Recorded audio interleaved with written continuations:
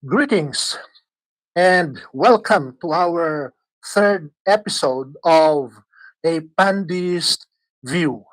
And in this episode, I will be speaking about the end of days.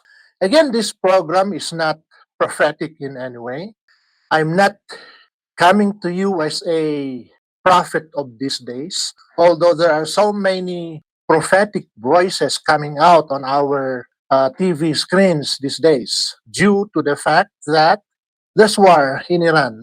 And when there's war, especially in the Middle East, we know that so many voices come out speaking about the end of days, speaking about Armageddon, speaking about rapture, the coming of the Messiah, the second coming, and all those sorts of things. And verses you don't normally hear from the book of Daniel or the book of Revelation comes out in droves during these times. Ngayon po, ako'y magsasalita rin sa wikang Tagalog para naman mabigyan natin ng kaliwanagan ang iba nating mga kaibigan, mga kababayan na nagre-request na kung pwede, Tagalogin ko din daw naman. Maski halo na. Nakakaintindi naman po sila ng English pero hindi kompleto. So mas magandang singit-singitan na rin lang po natin ng Tagalog. Sa panahon ng kaguluhan sa mundo, in periods of global unrest, the language of prophecy often returns to public conversation. Political tensions rise, and many voices begin to declare that these events are signs of the approaching end of days. Passages from ancient texts, especially the book of Revelation and the book of Daniel, are frequently cited as evidence that the world is nearing its final chapter. For those who hold a pantheistic view, like me, our view of the end of days has a lot of difference with the familiar Abrahamic end of days scenario. I know because I came from there for 40 plus years. As a pastor, as a Christian, as a writer, as a Bible school teacher, I have learned a lot. In fact, in those days, I am also immersed in the study of eschatology or end of days. So I am bringing with me, in a way, my Christian background, my Abrahamic background, but I will be speaking not from that perspective, but from the pantheistic perspective of reality. Pantheism proposes the divine did not remain separate from the universe after creation. Instead, the creator became the universe itself. The cosmos, everything that we see, matter, energy, laws, and evolving consciousness, especially in humanity, is the ongoing expression of that original creative act. In this view, the divine is not a distant ruler periodically intervening in history, but the very fabric of existence unfolding through natural processes. Magkaiba po ang perspective ng deismo sa Abrahamic religion kung patungkol po sa creation, sa istorya ng creation. Ang hindi alam ng karamihan, ang mga sinaunang pananampalataya na hindi Kristiyano ay may mga kwento kung paano nagawa ang mundo. Kung sa ating mga Pilipino ay nandyan si maganda at si malakas. Pero napakaiksi naman po yata ng kwentong yun at hindi talaga na ipapakita kung paano nagawa ang mundo. Dahil nung lumabas po sila sa buho ng kawayan ay mayroon ng mundo. So hindi po pwedeng sila ang naka-witness ng pagkagawa ng mundo. Ngayon, bago ang Biblia, bago na isulat ang Biblia, 2,000-3,000 taon bago ang Biblia, ay meron pong sibilisasyon ng Ehipto Egypt. At mayroon po silang kwento kung paano po nagawa ang mundo. Of course, it is mythology, but somehow it reflects the Big Bang that we know today in the scientific world. So, pabayaan po ninyo na ikwento ko lamang po o magsalita lamang po ako patungkol sa idea ng mga sinaunang Egyptians kung paano nagawa ang mundo, ang sanglibutan. Ang kanila pong dinidiyos ay may pangalang Amon. At si Amon ay siyang, kumbaga sa Kristyanismo, ay siyang counterpart ng tinatawag nating Logos. Not Jesus Christ as the Logos, but the Logos as the divine idea of reason and logic. The fundamental essence of everything, kung saan nag-umpisa ang lahat ng bagay sa mundo. So the story goes like this. When Amon created the universe, we don't know kung ano po ang itsura ng Amon na ito. It seems hindi naman po siya parang tao, but the mythology says na kung ano man siya, whatever his form or essence should be, ang ginawa po niya para gawin ang universe, gawin ang sanglibutan, ay kanya pong hinati-hati ang kanyang sarili. Parang pinira-piraso niya ang kanyang sarili.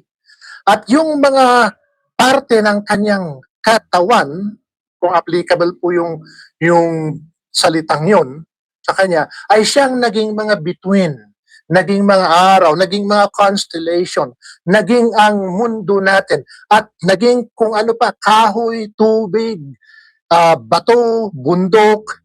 Sa kanya pong pagsira ng kanyang katawan, ginawa po niya ang universe. He ceased. Tumigil siya, napatigil ang kanyang existence as the lone personality, the lone character in whatever universe that is. Inisip po niya na gumawa ng mundo, ng sanlibutan, gumawa ng animals, ng tao. At sa kanyang paggawa ay pinira-piraso niya ang kanyang sarili. And with that action, yung kanyang pinira-pirasong katawan niya ay siyang naging universe. Now, you might think ang ganda namang kwento niyan, Brother Abe. But anyway, mukhang mas maganda at mas logical kaysa sa kwento ni Maganda at ni Malakas. Okay? That's their way of explaining how they conceive of the creation of the universe. So Amon became the universe. Now, in the Big Bang, which is really a scientific rendition of that Egyptian mythology, science tells us that the universe originated from a certain point. If that point is just microscopic or big, we don't know. Okay? It could be big. But it is energy. It is a ball of energy, sabihin na lang po natin. The power of the whole universe that we know is in that ball. It's in that starting point. And then there was this big bang, and that energy scattered into the universe that we know. And even today, the universe that we know is still expanding according to science. And from there, with the billions and billions of years that has already passed according to science, those fractions of energy from the Big Bang became the planets, became the stars, became everything that we see in the universe. And also, in our portion of that universe, in our small world, chemical reactions, evolutional processes work for billions of years until what we see now, trees, animals, air, water, everything, even us, were formed. Yun po ang kwento ng Egyptian mythology patungkol sa creation ng mundo, and which was picked up by science, by evolution, and somehow the closest we can speak about it is in relation to the Big Bang. So, we see the universe as unfinished process. It's still continuing. Whenever that Big Bang started, if it started 14.5 billion years ago, according to science, it's still unfinished because science is still say that the universe is still expanding. So from that Big Bang, wherever the point in this universe it started, it's still expanding. So the universe is still an unfinished process. Pantheism sees the universe not as a temporary stage awaiting a dramatic final curtain, but as an unfolding process of transformation.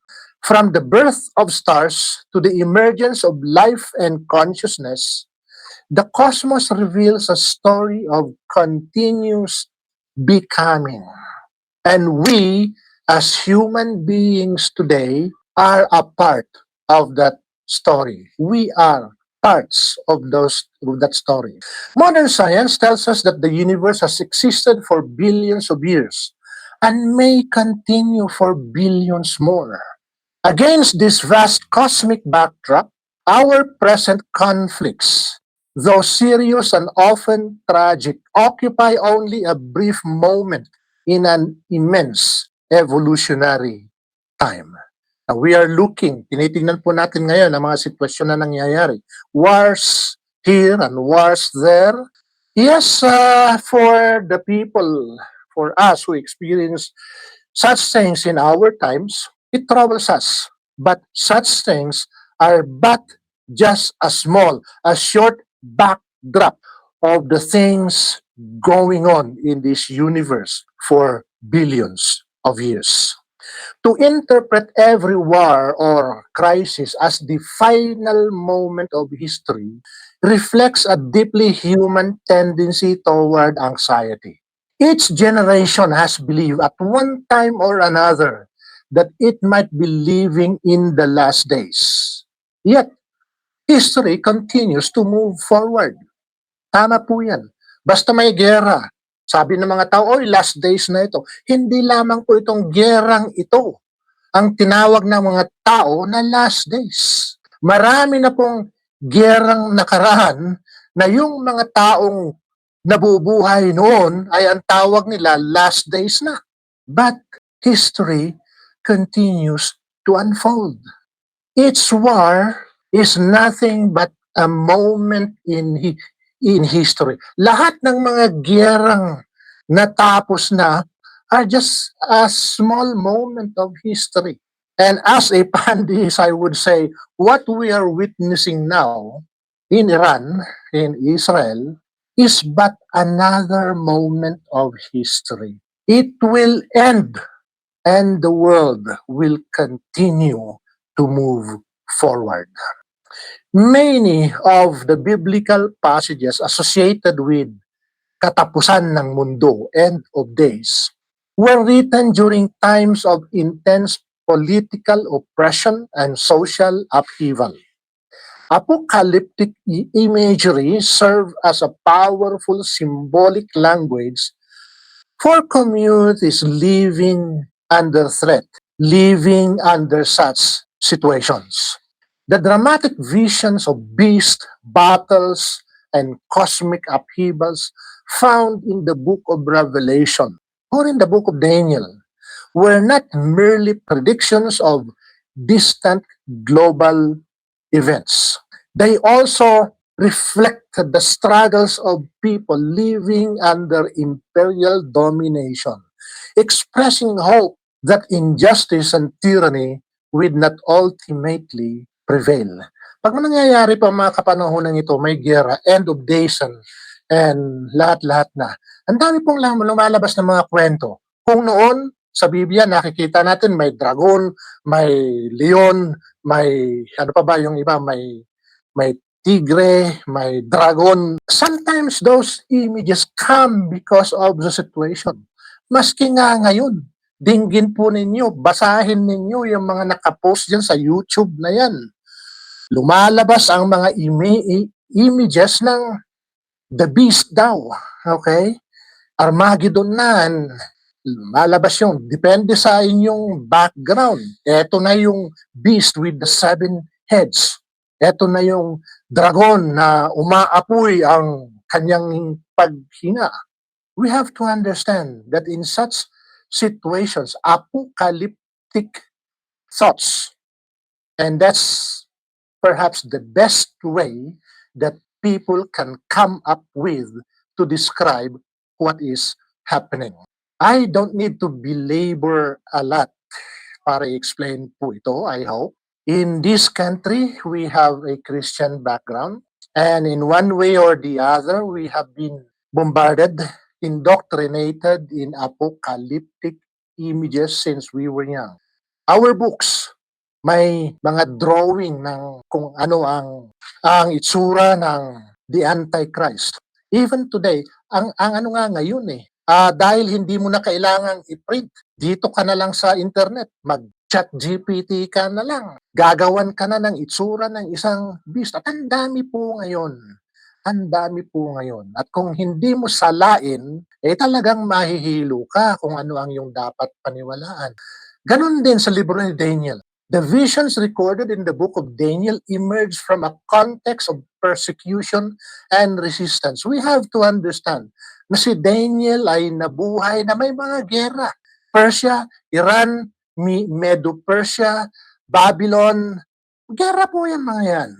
At nung isulat niya ang kanyang libro ay nakasakop sa kanyang libro ang paglabas ng mga imahe ng leon, ng tigre, ng leopard, at ilang ulo ng beast sa isang katawan.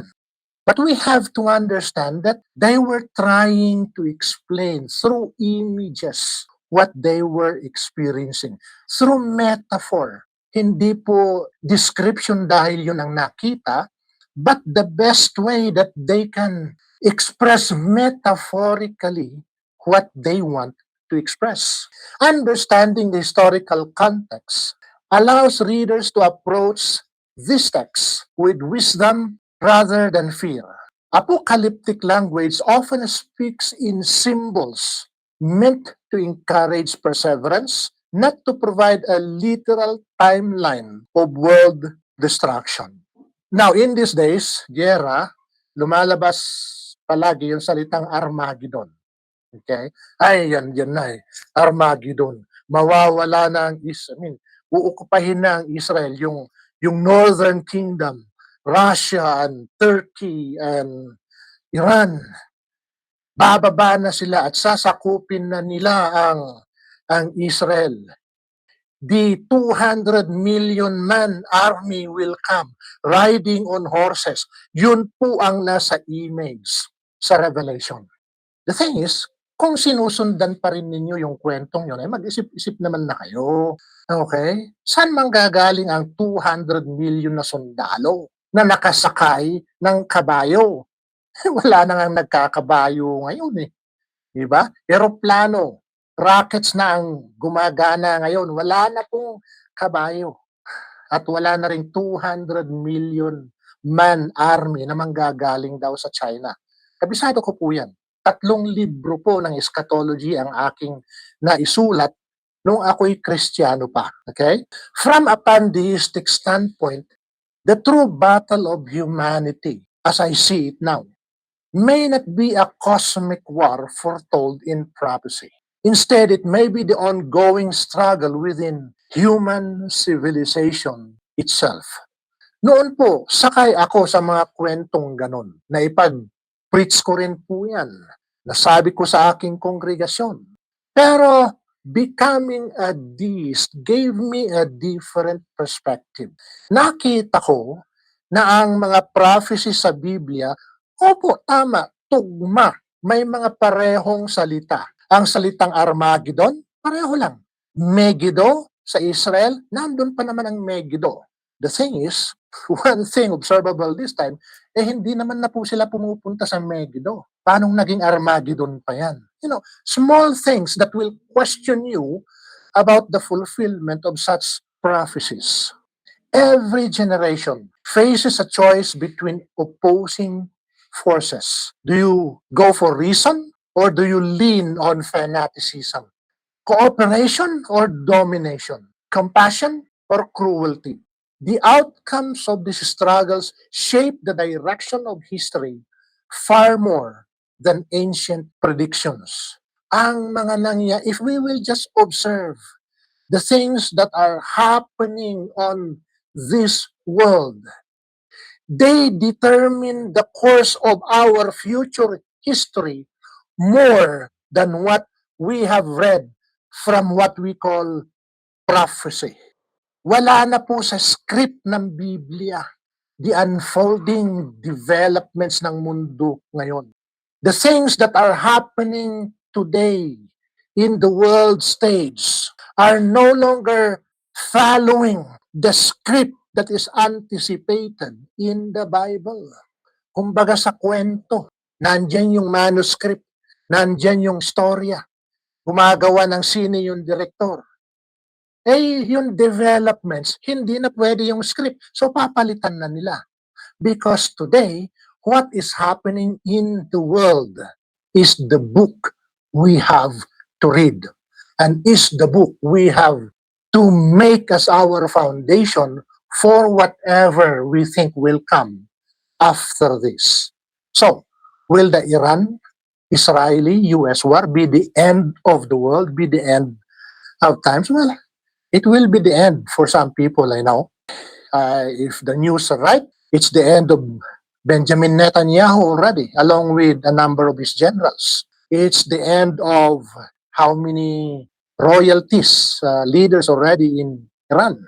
And of course, we know there are people, soldiers beyond numbers, civilians beyond numbers, whose lives has been snuffed out because of this war. Well, the end of days has come to them.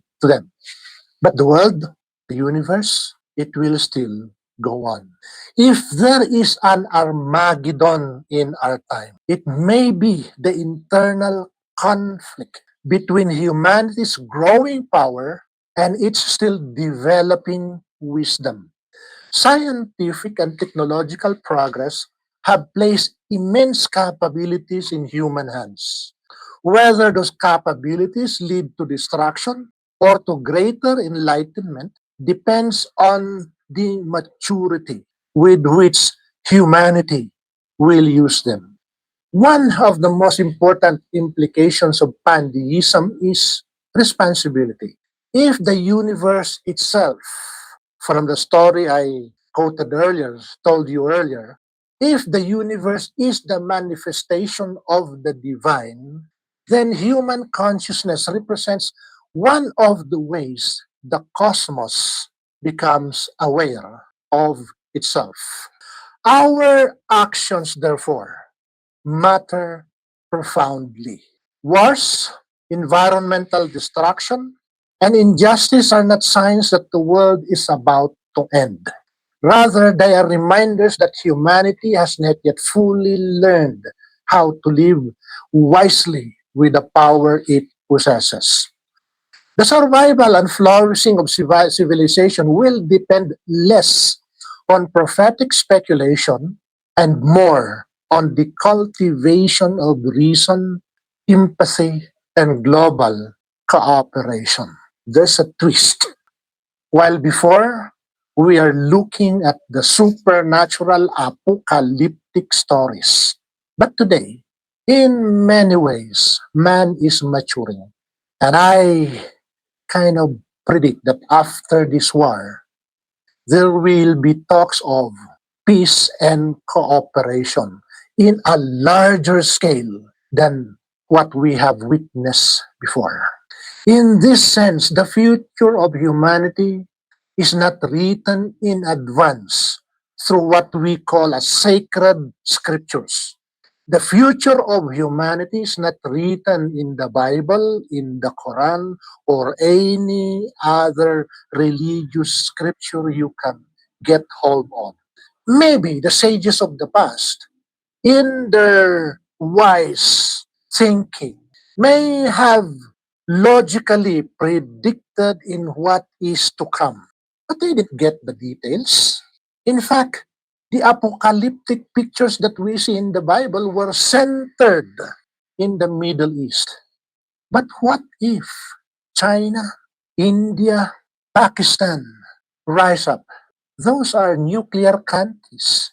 And in the Far East, of course, we have North Korea. The future of the world, our future as humanity, is not in the Bible. It is being written by our choices today, by human choices. Awakening of human consciousness instead of apocalyptic writings. The apocalyptic mindset often produces passivity. Kung tutuusin nakasulat na yan. Wala tayong magagawa. Kung ang mga tao ang naisip nila ay end of the world na, wala na, siyempre. Ano pang gagawin mo? Tulog ka na lang, tanggapin mo na lang kung anong pwede mong gawin. Kung kaya mong gumawa ng bunker, sige, gawa ka pa ng bunker. O kung gusto mo namang, kung may natitignan ka pang magandang kinabukasan, kung ikaw ay farmer, magtanim ka pa. Pantheism offers a different perspective. Instead of waiting for supernatural intervention, humanity is invited to recognize its role within the evolving universe. The future, our future as humanity, remains open. Civilization still has the opportunity to learn, to grow, and to transform itself. The real turning point in human history may not come through catastrophic prophecy, but in humanity's moral awakening. When humanity witnesses the barbarity of war unfolding before our eyes, it may yet awaken to a simple realization that survival itself now depends on choosing the path of reason over fanaticism and peace over destruction. In that awakening, the so-called end of days may give way to something far more hopeful, the beginning of humanity's age of wisdom. Behind all these talks of war are also voices of people in government, people of influence, people of wisdom, calling for peace, calling for cooperation, calling for humanity to rise up to a higher calling. It's not only the sounds of war that we hear, it's also the call for peace from so many angles, so many sources, so many areas. It may yet prevail after the war, whenever that will be. Probably in a few days. I don't know who will surrender. But even today, that the war has not yet stopped, the call for peace is becoming louder and louder. And so, as a pantheist, I would say the future of humanity is not written in the Bible or in the Quran or any other sacred scriptures. The future of humanity will still be written in the rising consciousness, the awakened humanity. The call for peace, just like I said earlier, is getting louder and louder. Now, for those who lean on the Bible, let me go there to the Bible.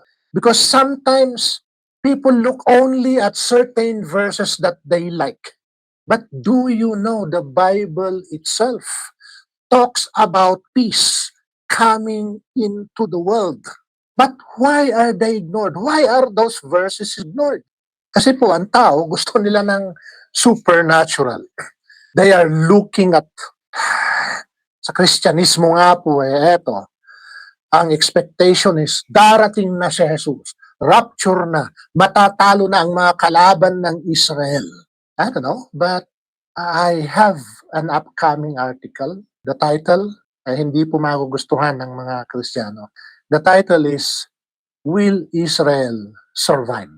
Or something like that. Well, hintayin na lamang po ninyo at tignan po natin. But, again, behind these sounds of war, there are voices that are becoming louder and louder, calling for peace and cooperation. And they are not just saying that out of nowhere. For you, for those who are biblically inclined to project the future from what they can read from the Bible, I'd like to bring to you one or two verses from the Bible. Open your Bibles if you want. In Isaiah chapter 2, verse 4, consider the words of Isaiah. I think this is engraved in the United Nations building in New York. The verse says, they shall beat their swords into plowshares. Nation shall not lift up sword against nation. Now, put this verse alongside your Armageddon, your end of days verses. Which do you think will prevail? Which do you think will be fulfilled? Will it be the end of days that the bombs will bring, or will it be peace?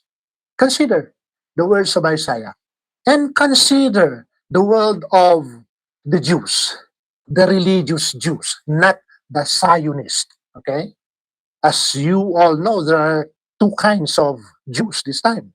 There are those who want their nation to beat every Arab nation, and there are those who are calling for peace, and they are holding rallies every day yata sa New York. They're calling for peace. That ancient vision of swords beaten into plowshares and nations no longer lifting arms against one another invites us to imagine not the destruction of the world, but its transformation. The tools of violence are not discarded by divine force. They are recrafted by human hands, redirected toward cultivation, toward sustenance, toward life, towards agriculture. It is a quiet but radical shift from domination to stewardship, from fear to responsibility.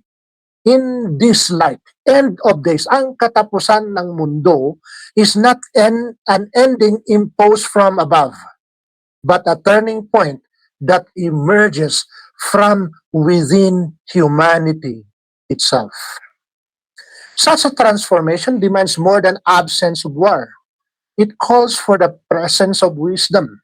For weapons to become instruments of growth, the human mind must undergo its own renewal. Old narratives of division, chosenness, and conquest must give way to a deeper awareness of shared existence. In a pantheistic sense, this is humanity awakening to its place within the whole, no longer acting as if separate from the divine order, but as participants in its unfolding harmony. And perhaps, friends, this is the truest fulfillment of prophecy, the end of days. Not fire from the heavens, but clarity within the human heart. When nations finally refuse to lift the sword, it will not be because they were stopped by a voice from heaven, by a divine intervention, but because they have understood. In that understanding, the long feared end of days dissolves into a new beginning. The slow, deliberate rise of a wiser humanity, shaping a future where peace is no longer an ideal but a reality. And this is the hope of pantheism. If you want to learn more about pantheism, hit that subscribe and follow button so you can see the next episodes that we will be uploading. We have a lot more to share because we know one sharing like this will not give the enlightenment that is necessary to implement what I am saying. There is a humanity to awaken, and each one of us would be a trickle, would be a drop in the bucket. We can only do so much on our own. But if we become many, if we become a multitude, then hopefully we can see a better world in our days. Hopefully, I am senior, more than a senior in age, but I would like to see this happening in my days. Join me. Let's make the sound the call for peace, the call for cooperation, the call for a new perspective, louder and clearer for the world to hear, for the world to see, for the world to implement. Maraming salamat po. I hope sa ating mga kababayang Pilipino ay marami rin po kayong naintindihan. Kung minsan ganado po ang inyong kaibigan, baka nakakalimutan ko ng mag-Tagalog, but I tried my best. So, hopefully next time, marami pa rin o mas maraming parts ng aking podcast ang Tagalog. But as we say, let's just move on. Take it as a challenge for Filipino speakers. Anyway, the text will be crawling on the podcast. Learn some English words. And for friends who are English, learn some Tagalog words. It would be part of our education. So with that, I finally say goodbye. Until next time, follow and subscribe, and God bless.